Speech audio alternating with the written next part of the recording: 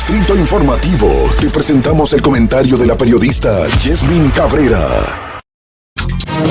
Y a propósito del anuncio del Departamento de Seguridad de Estados Unidos del otorgamiento de 24,000 cupos a los venezolanos a través de una visa especial en la cual podrían quedar por 2 años en el país, solicitar trabajo, sería el mismo beneficio que tienen los ucranianos. Son miles de los venezolanos que se han quedado varados en el camino hacia Estados Unidos y muchos, como decía Ogla, en esta selva inhóspita del Darién que se encuentra entre Panamá y Colombia. No se sabe exactitud el número de migrantes que están en tránsito, pero de acuerdo a las proyecciones y las cifras que vemos deben ser miles, porque tan solo, por ejemplo, en agosto de los 30,000 migrantes que iban por el Darién, 23,000 eran venezolanos. Y las cifras, tal y como decía Carla, de la migración estadounidense ha variado significativamente, o sea, la naturaleza, ya el 293% ha aumentado la migración venezolana. Para nadie es un secreto que la situación de crisis que tiene este país, desde el 2014 han salido 6 millones de venezolanos y el destino principal es Estados Unidos. Según las cifras de las patrullas de Estados Unidos, principalmente al suroeste, que es donde entran, solo en el mes de agosto entraron 25,000, fueron detenidos en la frontera sur de Estados Unidos. En septiembre, 33,000 venezolanos. Y es uno de los puntos que dan los defensores de los derechos humanos de que este cupo es muy poco, 24,000, porque es menor que incluso la cantidad de los que son detenidos cada mes por la frontera en Estados Unidos. Sin embargo, el presidente Biden se encontraba en una situación difícil por el cambio en el flujo de la naturaleza del fronteriza y también los recursos con los cuales contaba, porque sí, el título 42 era una potestad del presidente. Esto fue creado durante el gobierno de Donald Trump para evitar que los confinamientos en los centros donde se detienen los migrantes, una vez lleguen, se propagara el COVID-19. No se le permitía ni siquiera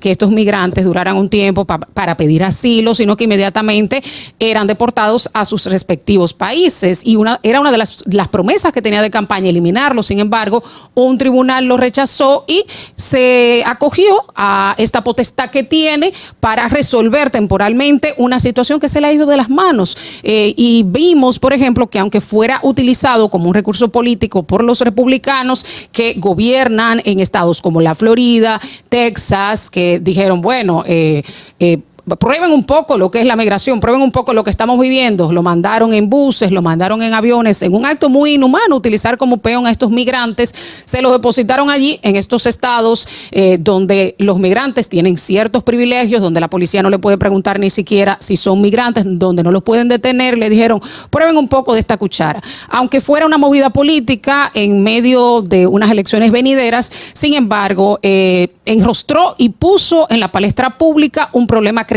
en Estados Unidos y el aumento de los migrantes en la frontera. Y dentro de estos migrantes ha crecido significativamente el número de venezolanos. Quedan algunas preguntas, por ejemplo, Venezuela, ¿cuántos va a acoger? Porque ya, de que Venezuela, México, ¿cuántos va a acoger? No lo va a deportar a Venezuela. También, ¿qué va a recibir a cambio? Estos acuerdos no se publican a la prensa, pero evidentemente algo tiene que recibir a cambio México, y me imagino que en términos económicos la cantidad es significativa porque va a tener que acoger toda esa migración venezolana. Parte del argumento para sostener esta política es de que se quiere disuadir que hagan este peligroso viaje. Sin embargo, no van a poder viajar desde Venezuela porque no hay rutas comerciales. Estados Unidos no confía en los aviones que vienen desde Venezuela. Entonces los venezolanos tienen que tienen que irse a otros países que en muchos de los casos se necesita visa. Por ejemplo, para entrar a México el venezolano necesita visa y para muchos otros países debido a la gran migración. También, dice Ogla, sí, también para República Dominicana. O sea que es un poco complicado también aplicar. También necesitan un patrocinador en Estados Unidos y las personas que hayan sido deportadas en los últimos 5 años no van a poder acogerse a este beneficio.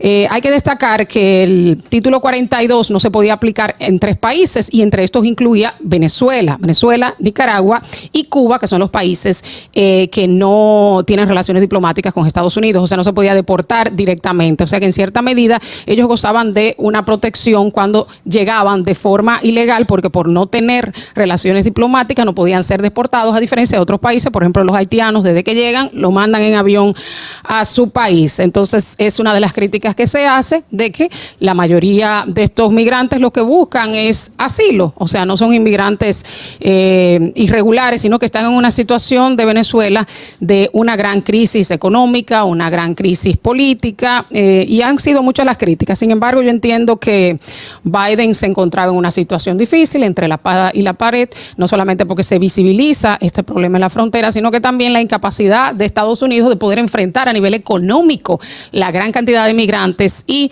la gran cantidad de solicitudes de asilo que tenía. O sea, ya se estaba desbordando, y fue la herramienta que encontró, una herramienta que también está utilizada con los ucranianos en medio de la guerra con Rusia.